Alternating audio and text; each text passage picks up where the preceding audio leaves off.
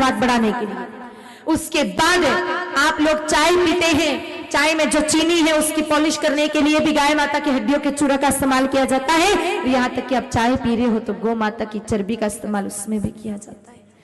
मेरे भाई बहन, राजीव भाई दीक्षित के कुछ व्याख्यानों में स्पष्ट है कि कई सारी चाय कंपनियां, सारी नहीं लेकिन कुछ कंपनियां स्वाद और रंग को बढ़ाने के लिए चर्बी का इस्तेमाल करती हैं। अब उसमें कौन है कौन नहीं हमें क्या पता, हो सकता है हम भी पी रहे हो, तो इससे अच्छा पीना ही बंद कर दो। मेरे भाई बहनों, 1996 में बहुत बड़ा लेख छपा था कि 1996 से पहले जितने भी ये स्लॉटर हाउस है यानी कत्ल खाने हैं, उससे जो वेस्टेज निकलता था उसको जला करके राख कर दिया जाता था। लेकिन 1996 के बाद वो सारा वेस्टेज पहुंचा दिया गया टी प्रोसेसिंग कंपनी यानी चाय बनाने वाली कंपनियों के पास। और जब ये मामला उछला संसद में, आप में से कई लोगों को ध्यान होगा 1996 में बहुत मामला उछला था, संसद में उछला, मीडिया ने बहुत छापा। तो उस दौर में 1996 के दौर में कई सारे लोगों ने 2-5 दिन के लिए चाय बंद भी कर दी, पर अंग्रेजों की औलाद सबके सब, इसीलिए 8 दिन बाद वापस चाय शुरू कर दी। कहते हैं कि माता दुखता है, दुखेगा, फट भी जाएगा, इससे तो ज्यादा कुछ नहीं होगा, ज्यादा से ज्यादा फट जाएगा, लेकिन इससे ज्यादा कुछ नहीं होगा। मेरे भाई बहन, 4 दिन दुखेगा फिर बंद हो जाएगा।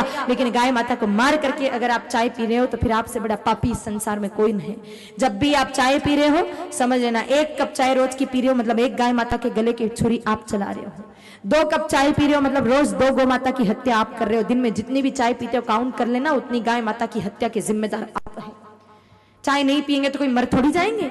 हमारे जैसे और अन्य लोग यहाँ बैठे हैं जो चाय नहीं पीते, तो क्या मर गए?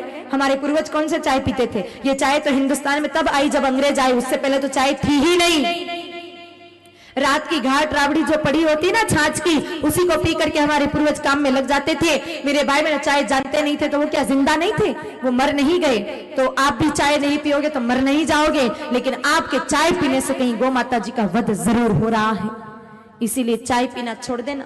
मेरे भाई बहनों, आप जितनी भी वस्तुओं का इस्तेमाल करते हैं, माताएं लिपस्टिक इस्तेमाल करती है, उसमें गौ की चर्बी होती है। सुबह से शाम तक ऐसी कई सारी वस्तुएं हमारे घर में पहुंचाई जाती है जिससे हम अपवित्र हो जाए, हमारी शक्ति कम हो जाए। इसीलिए आज एक दिन की 80,000 गौ माता कट रही है, लेकिन आपको कोई फर्क नहीं पड़ता, क्योंकि पाप का खा खा करके खुद ही इतने पापी हो गए कि चाहे गैया मरे या कटे, हम कोई फर्क उससे हमको नहीं पड़ता। मेरे भाई बहनों, याद करो जब अलाउद्दीन खिलजी ने आक्रमण किया था ना, तब मेरे भाई बहनों हर बार अलाउद्दीन खिलजी हार जाता और मेरे भाई बहनों वहां के राजपूत जीत जाते। अलाउद्दीन खिलजी ने पता लगाया कि इन राजपूतों में ऐसी क्या शक्ति है कि सेना मुझसे कम है फिर भी ये जीत जाते हैं। तो उनको पता चला कि ये सारे राजपूत बहुत बड़े गौभक्त हैं और इनकी गौभक्ति को जब तक खत्म नहीं किया जाएगा जब तक ये हारने वाले नहीं है। अलाउद्दीन खिलजी ने एक सब्जी वाली से मिलकर के पूरी सब्जियां जो राजपूत इस्तेमाल करते थे खाने के लिए, उसमें गौमूत्र, गौ माता का रक्त छिड़का दिया और जिस गौमुख कुंड में राजपूत नहाते थे उस गौमुख कुंड में गाय माता का रक्त मेरे भाई बहनों मिलवा दिया। और हालत ये हुई, दूसरे दिन उठ करके उस गौमुख कुंड में स्नान किया राजपूतों ने, गाय माता के खून से सनी हुई जब सब्जियां खाई। वो राजपूत जो कभी किसी से हारते नहीं थे मेरे भाई बहनों, आज इस अलाउद्दीन खिलजी से हार गए और अलाउद्दीन खिलजी जीत गया।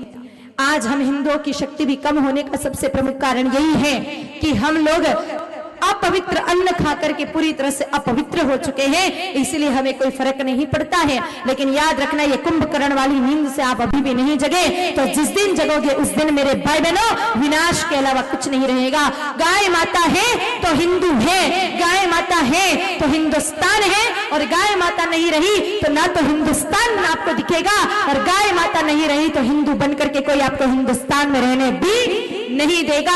फिर एक काम करना, या तो सारी चोटियां काट काट करके माथे पर गोल गोल टोपियां लगा लेना और सारी रंगीन साड़ियों को फेंक करके काले काले वस्त्र पहन लेना, और अगर स्वाभिमानी हो, धर्म परिवर्तन नहीं कर सकते तो देश से आपको निकलना पड़ेगा। हिंदुस्तान में कोई रहने नहीं देगा, और हिंदुस्तान में कोई रहने नहीं देगा तो जाओगे कहां? एक तरफ सीमा पर मेरे भाई बहनों पाकिस्तान है, पैर रखते ही टांगे तोड़ देगा, दूसरी तरफ चाइना बांग्लादेश है, पैर रखते ही गर्दन उड़ा देगा, तीन तरफ जो देश है वो आपको घुसने नहीं देंगे, तो फिर चौथी तरफ जाने का ही आपको एकमात्र रास्ता बचेगा, और वो है हिंद महासागर। डूब के मरने के अलावा हमारे पास कोई रास्ता बचने वाला नहीं है। संभले जाओ, क्योंकि जिस स्थान से गौ कटी है मेरे भाई बहनों वो क्षेत्र बर्बाद हो चुका है। पाकिस्तान क्षेत्र में सिंध प्रांत में गौ माता नहीं थी, हिंदुस्तान से पाकिस्तान अलग हो गया। बांग्लादेश की तरफ गाय माता नहीं थी तो वो भी हिंदुस्तान से अलग हो गया। आज कश्मीर में गौ माता नहीं है, वो भी अलग होने की कगार पर है। मेरे भाई बहन, जहां जहां गैया कटती है प्रकृति माता ऐसा तांडव रचाती है कि हम कल्पना नहीं कर सकते। आप सब लोग बैठे हैं, इसमें अधिकतर लोग जानते हैं कि कच्छ भुज की तरफ 2000 के दौर में बहुत बड़ा भूकंप आया था। कभी आप जिस मार्ग पर भूकंप आया उस मार्ग का कभी एनालिसिस करके देखना। गोधरा वाला, कांडला, बंदरगाह वाला मार्ग पर ही भूकंप आया, क्योंकि सबसे अधिक गौ माताएं उसी रास्ते से कटने के लिए जाती थी। कांडला बंदरगाह से विदेशों में भेज दी जाती थी। मेरे भाई बहन, प्रकृति ने ऐसा तांडव मचाया कि हमारे सामने वो दृश्य था। अगर आपको इतनी पुरानी बात याद नहीं रहे तो अभी 2 या 4 साल पहले जब नेपाल में त्रासदी आई, सारा नेपाल बर्बाद हो गया। पशुपतिनाथ जी के अलावा कुछ नहीं बचा, क्योंकि 2 लाख गौ माताओं को बलि चढ़ाई गई थी। मेरे भाई बहनों, और ये भी बात याद ना हो तो पिछले साल जो केरल में बाढ़ आई, सारा केरल तबाह हो गया, क्योंकि वहां पर गौ हत्या मेरे भाई बहनों अंधाधुन प्रारंभ हो गई। इसलिए अगर हम नहीं संभले तो शायद अब अगला हमारा ही नंबर हो। इसलिए संभल जाइए। एक एक गौ माता जी की सेवा का जिम्मा हमें अपने माथे पर अब उठाना पड़ेगा। मेरे भाई बहनों,